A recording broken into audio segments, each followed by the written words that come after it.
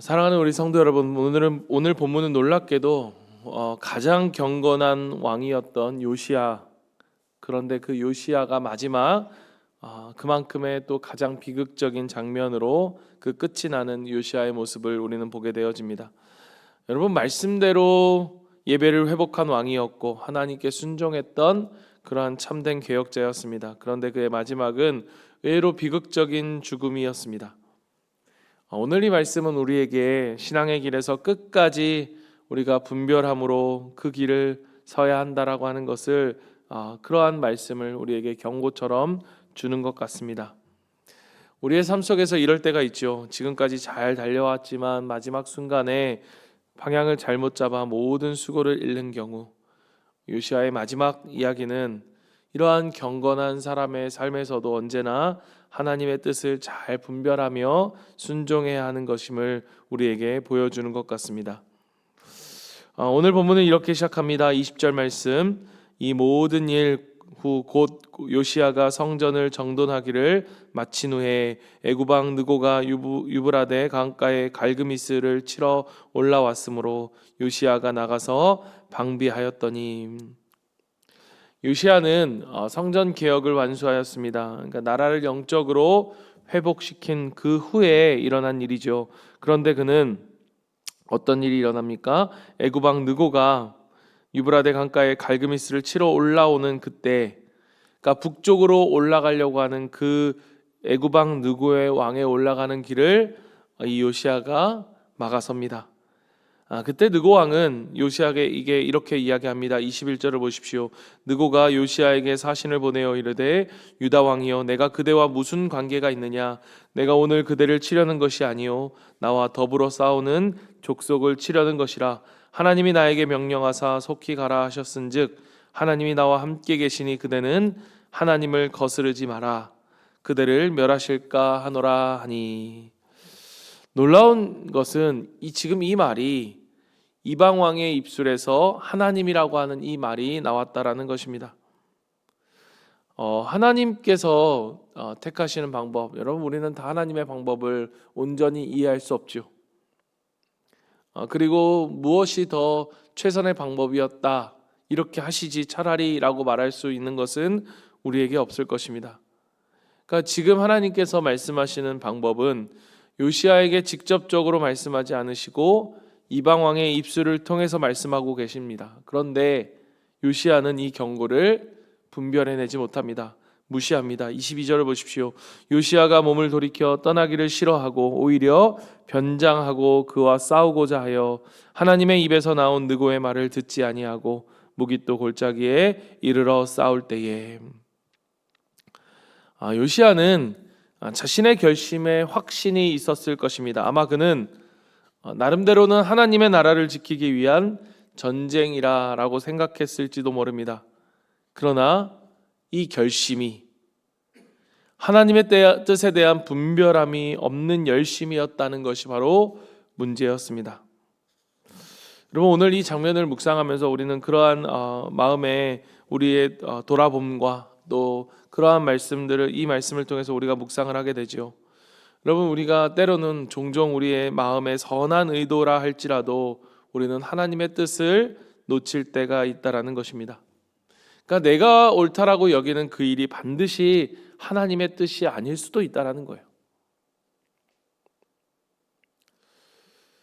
요시야의 실패는 불순종의 문제가 아니라 분별의 문제였습니다. 그러니까 우리에게 있어서 중요한 것이 뭐냐? 하나님의 뜻을 어떻게 분별해내 갈 것인가? 그러니까 하나님은 분별 없는 열심보다 분별과 그에 맞는 순종을 우리에게 원하신다는 것이죠. 23절과 24절을 보십시오. 전쟁의 결과는 참혹했습니다. 요시야는 느고의 병사들이 쏜 화살에 맞아 중상을 입었습니다. 그는 자기 병사들에게 이렇게 이야기합니다. 23절. 활 쏘는 자가 요시야 왕을 쏜지라. 왕이 그의 신하들에게 이르되 내가 중상을 입었으니 나를 도와 나가게 하라. 그렇게 요시야는 전차에 내려서 예루살렘으로 옮겨 결국 죽게 되어집니다. 하나님께 그토록 충성한 왕이 마지막 이렇게 허무하게 끝나는 이유가 무엇일까?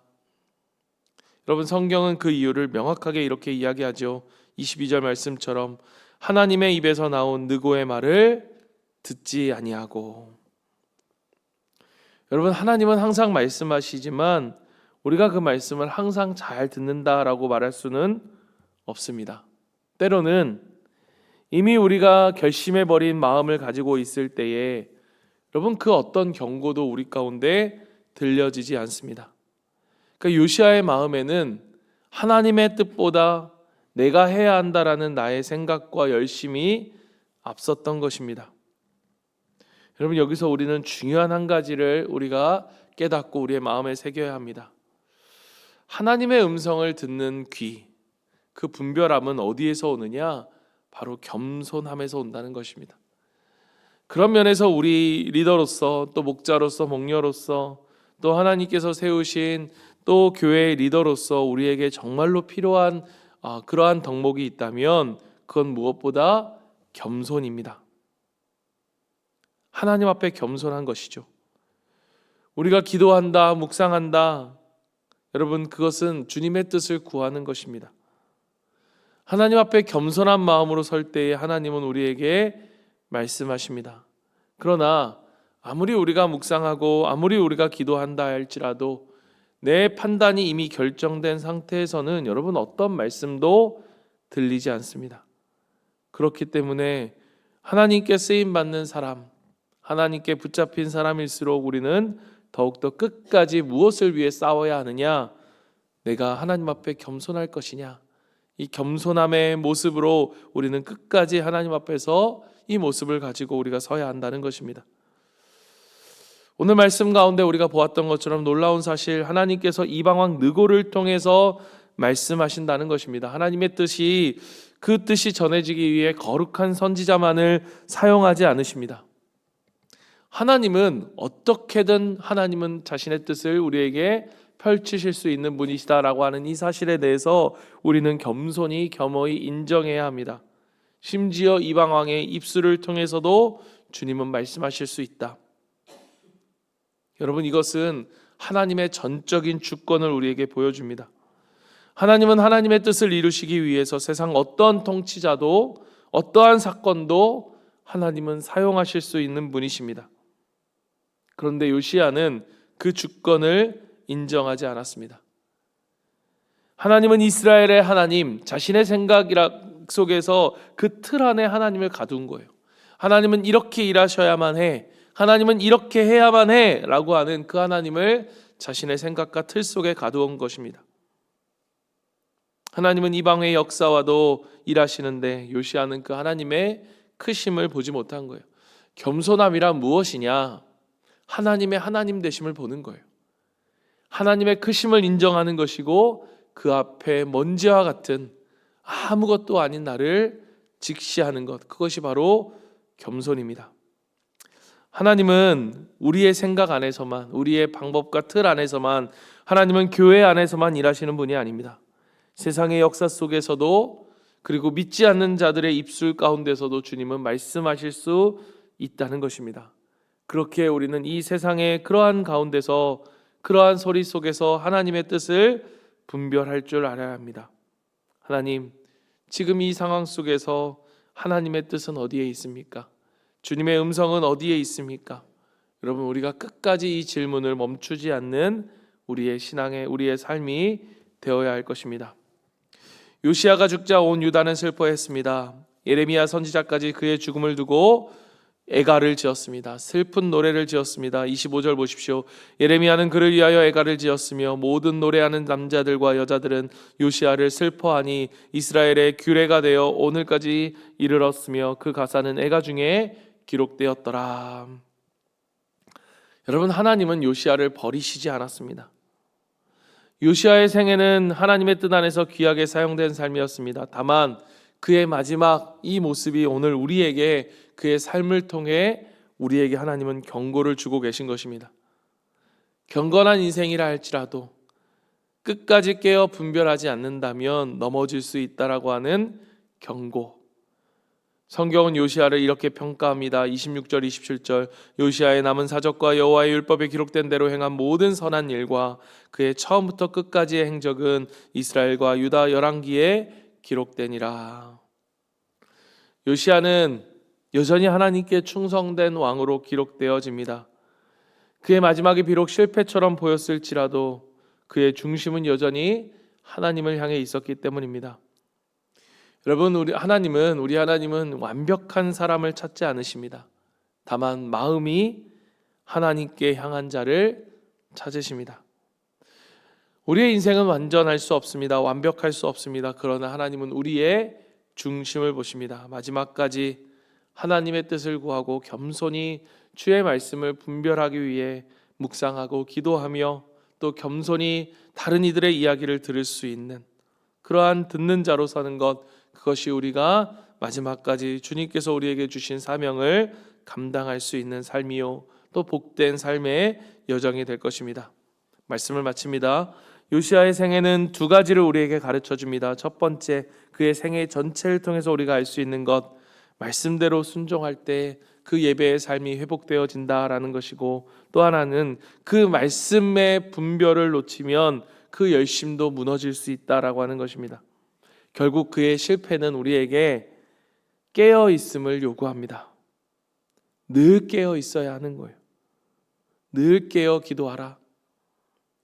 하나님은 지금도 우리에게 말씀하십니다. 때로는 말씀 속에서, 때로는 사람의 입술을 통해, 때로는 사건을 통해 말씀하십니다. 그 음성을 겸손히 듣는 사람, 그 사람이 복된 사람입니다. 오늘 이 말씀을 기억하며 끝까지 우리가 주님 앞에서 겸손히 주님의 음성에 귀를 기울이고, 그 말씀, 나에게만 말씀하시는 하나님이 아니라 다른 이들을 통해서도 말씀하실 수 있는 하나님이심을 겸손히 또한 인정하며 끝까지 우리가 열심을 다하되, 이 열심이 나의 열심이 아닌 하나님을 향해 하나님께 온전히 순종하며 그 분별 있는 열심이 되어질 수 있도록 여러분 기도해 주시고, 특별히 하나님, 우리 교회에 세운 하나님 리더들을 통해서 역사하실 때 하나님 정말로 분별력 있는 지혜를 더하여 주셔서 겸손히 주님의 말씀을 함께 듣고 또 함께 구하며 나아가는 그러한 우리 교회가 될 수 있도록 도와달라고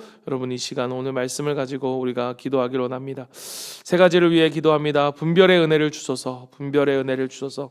내 판단보다 주님의 뜻을 먼저 구하고 결정의 순간마다 주님의 말씀에 귀 기울이게 해달라고 우리 분별의 은혜를 위해서, 또한 분별의 은혜를 위한 더 먼저의 기도가 있다면 겸손의 은혜입니다. 내가 이미 옳다고 생각하는 마음을 내어놓고 다른 사람을 통해서도 말씀하시는 주님의 말씀을 듣고 깨달을 수 있는 겸손함을 우리에게 허락해달라고, 마지막으로는 마무리의 은혜, 마지막까지 우리 시작보다 끝이 아름다운 그러한 신앙이 될 수 있는 우리의 삶이 되게 해달라고 이 세 가지를 위해 오늘 말씀을 붙잡고 기도하고요.